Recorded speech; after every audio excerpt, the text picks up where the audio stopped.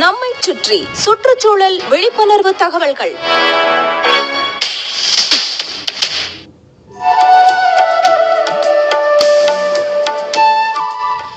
இன்னைக்கான அவசர யுகத்துல உடற்பயிற்சி செய்யறதுக்கெல்லாம் நேரமே இல்லை அப்படிங்கிறது தான் நிறைய பேரோட கருத்தா இருக்கு. இந்த மாதிரி நினைக்கிறவங்க குறைந்தபட்சம் நடைபயிற்சி செஞ்சாலே நம்முடைய உடலை ஆரோக்கியமா வச்சுக்கலாம் அப்படிங்கிறது தான் மருத்துவர்களின் பரிந்துரையா இருக்கு. ஆரோக்கியமா இருக்கணும் அப்படின்னா தினமும் 10,000 அடி நடக்கணும்னு தான் பல காலமா சொல்லப்பட்டு வருது. இந்த நிலையில அதை விட குறைந்த தூரம் நடந்தாலே உடலை ஆரோக்கியமா வச்சுக்கலாம் அப்படின்னு புதிய ஆய்வு ஒண்ணு தெரிவிச்சிருக்கு.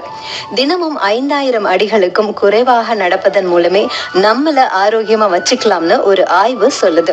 தினமும் 2,300 அடிகள் நடக்கிறதுனால நம்முடைய இதயம், இரத்த நாளங்களை ஆரோக்கியமா வச்சுக்கலாம்.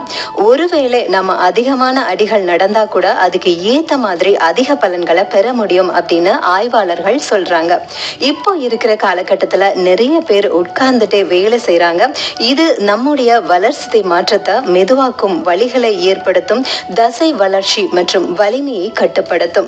அதிக நேரம் உட்கார்ந்திருக்கும் போது எல்லா வகையான முதுகு பிரச்சனைகளையும் ஏற்படுத்தும். இதற்கான மாற்று செயல்கள் அப்படின்னா நிக்கிறது, ஷாப்பிங் செய்யற பொருட்களை எடுத்து செல்றது, தரையை கழுவுறது, இது எல்லாம் கூட நம்ம சுறுசுறுப்பா செய்யும் சிறிய விஷயங்கள் தான்.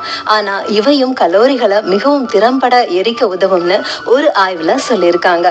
பக்கத்துல இருக்கிற இடங்களுக்கு வாகனங்களை போகாம நடந்து போகலாம். ரொம்ப நேரம் ஒரே இடத்துல உட்கார்ந்து வேலை செய்யறவங்க ஒரு குறிப்பிட்ட இடைவெளியில எழுந்து நின்று கொஞ்ச தூரம் நடக்கலாம். தினமும் ஒரு 30 நிமிஷம் பாட்டு கேட்டுட்டே நடைபயிற்சி செய்யலாம். முதல்ல ஒரு 10 நிமிஷத்துக்கு நடைபயிற்சி தொடங்குங்க. அதுக்கப்புறமா ஒரு 20 நிமிஷம், 30 நிமிஷம் நேரத்தை அதிகப்படுத்தலாம். நடைபயிற்சி செய்வோம், ஆரோக்கியமாக வாழ்வோம்.